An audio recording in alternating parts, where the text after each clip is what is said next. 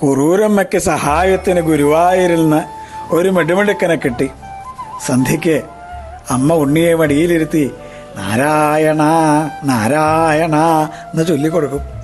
ഞാനാ എൻ്റെ ഉണ്ണി, ഞാനാന്നല്ല നാരായണ. അമ്മ വീണ്ടും പറഞ്ഞു കൊടുക്കും, ഞാനാണ് അഖില ലോകങ്ങളുടെയും നായകനായ നാരായണൻ എന്നായിരുന്നു ആ കുട്ടി പറഞ്ഞത്. ഒരു ദിവസം തൻ്റെ ഉണ്ണിയെ സാക്ഷാൽ ഗുരുവായൂരപ്പനെ പോലെ അണിയിച്ചൊരുക്കാൻ അമ്മ പീലി തിരുമുടി ചാർത്തി, ഗോപിക്കുറി അണിയിച്ചു, മഞ്ഞപ്പട്ടുടിപ്പിച്ചു, ഓടക്കുഴൽ കൈ കൊടുത്തു.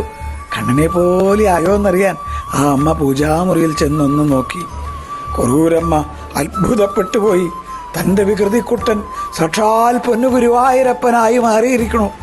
കണ്ണാന്ന് വിളിക്കുമ്പോൾ ആ കണ്ണൻ കുറൂരമ്മയെ കെട്ടിപ്പിടിച്ചു. അമ്മയ്ക്ക് ഉമ്മ കൊടുത്തു. ആ അമ്മയെ വൈകുണ്ഠത്തിലേക്ക്